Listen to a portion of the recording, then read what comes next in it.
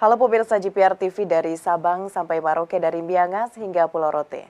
Bertemu lagi bersama saya Mona Azhari Nisak dalam program Juru Bicara.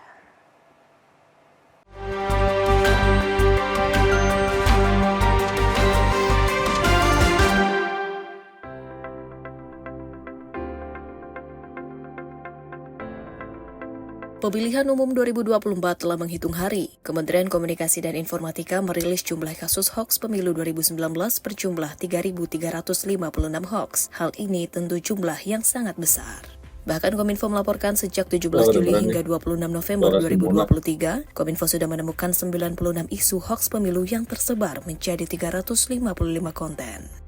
Penyebaran hoaks di sosial media menjadi permasalahan yang sangat krusial karena dinilai dapat mencoreng demokrasi yang telah dibangun, termasuk integritas pemilu. Pada pemilu, acap kali serangan terhadap lawan politik menjadi pemicu pertikaian di sosial media. Penggiringan opini publik dalam pemilu sering juga terjadi. Tingkat literasi digital masih menjadi tantangan utama dalam menghadapi pemilu. Menurut laporan hasil pengukuran Indeks Literasi Digital Indonesia tahun 2022 yang dirilis Kementerian Komunikasi dan Informatika bersama dengan Kata Data Insight Center mengatakan, Indeks Literasi Digital Indonesia pada tahun 2022 berada di level 3,54 poin dari skala 1,5. Ini artinya secara umum tingkat literasi digital masyarakat Indonesia berada di level sedang. Terkhusus untuk digital etik atau indikator etika digital dilaporkan berada pada level 3,68 poin. Keterampilan ini menjadi krusial dalam mewujudkan pemilu damai karena memastikan penggunaan platform digital dan media sosial dengan bertanggung jawab serta menghindari penyebaran informasi atau provokatif yang dapat mengganggu proses pemilihan yang adil dan aman. Maka upaya membangun ruang digital yang sehat sangatlah vital untuk menciptakan suasana pemilu yang damai.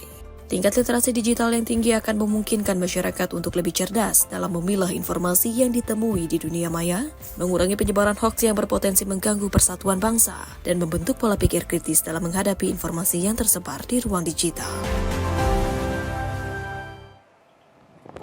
Pemirsa, sejak 17 Juli 2023 hingga 26 November 2023, Kementerian Komunikasi dan Informatika Republik Indonesia telah menemukan sebanyak 96 isu hoaks pemilu yang tersebar menjadi 355 konten. Angka ini tentu menjadi tantangan bagi pemerintah dalam menghadapi pemilu serentak 2024. Oleh karena itu, Kementerian Komunikasi dan Informatika Republik Indonesia terus melakukan berbagai upaya untuk dapat mengurangi penyebaran konten hoaks di ruang digital yang bertujuan membangun ruang digital yang sehat untuk menciptakan suasana pemilu yang damai. Dan pada dialog juru bicara kali ini, kita akan membahas mengenai ruang digital sehat untuk pemilu damai 2024. Saat ini juga telah bergabung bersama kita Dirjen IKP Kementerian Kominfo Republik Indonesia, Bapak Usman Kansong.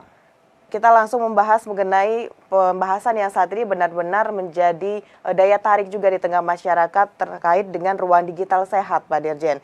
Sebelum kita membahas lebih jauh lagi seperti apa konten-konten yang tersebar saat ini di media sosial terkait dengan informasi hoaks terkait pemilu 2024, kita ingin mengetahui dulu, Pak Dirjen, seperti apa sebenarnya dukungan yang diberikan oleh Kementerian Komunikasi dan Informatika Republik Indonesia ini untuk pemilu serentak 2024, Pak.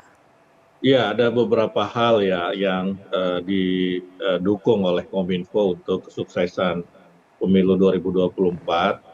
Secara umum dibagi dua, yakni dalam bentuk infrastruktur, kemudian yang kedua adalah dalam bentuk layanan-layanan begitu. Nah, untuk infrastruktur kita menyiapkan misalnya jaringan telekomunikasi, kemudian kita juga menyiapkan infrastruktur sinyal. Ya, Direktur Pengendalian Pos dan Informatika ini melakukan pengukuran quality of service di 514 kabupaten, kota, dan titik strategis lainnya untuk memonitor kualitas layanan broadband. Nah, kemudian juga untuk kebutuhan logistik, Kementerian Kominfo memberikan dukungan penyediaan jaringan pos di 514 kabupaten dan kota serta 49,2% dari 7.320 kelurahan memiliki titik layanan pos. Nah, jaringan pos juga telah mencakup 100% kelurahan di Indonesia. Nah, infrastruktur itu juga kemudian dilengkapi dengan layanan ya, layanan misalnya penyelenggaraan pos dan informatika, ya kemudian juga layanan komunikasi publik melalui kampanye-kampanye pemilu damai, kemudian juga dalam konteks layanan bagaimana kita mengurangi atau menghapus hoax sepanjang pemilu 2024 ini.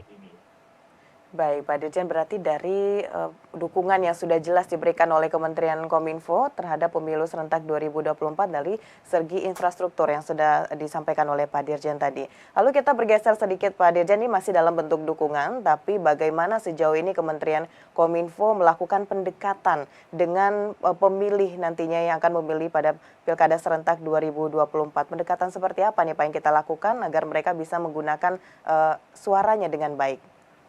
Iya, kita melakukan kampanye pemilu damai. Ya, secara teknis kita menggunakan berbagai medium yang kita miliki.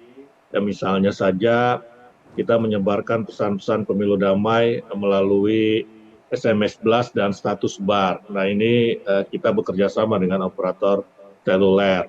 Ya, kemudian kita juga menyampaikan pesan-pesan pemilu melalui iklan layanan masyarakat, ya baik di televisi, di radio, maupun di media luar ruang, media cetak, media online. Itu dari sisi teknis, kemudian dari sisi substansi, ya beberapa substansi yang kita sampaikan dalam pesan-pesan pemilu damai adalah mengajak masyarakat untuk berpartisipasi, kemudian juga pesan-pesan anti hoax dan pesan-pesan anti politik uang begitu. Juga kita menyampaikan pesan-pesan jangan atau anti politik sara begitu. Baik, berarti kita sudah melihat berbagai konten begitu Pak Dirjen yang dikeluarkan oleh Kominfo dan juga iklan layanan masyarakat untuk melakukan pendekatan dengan pemilih agar mereka benar-benar bisa bijaksana nantinya menggunakan hak suara pada pemilu 2024. Ya, pemirsa, usai jeda pariwara kita akan lanjutkan pembahasan pada hari ini terkait dengan ruang digital sehat untuk pemilu damai 2024.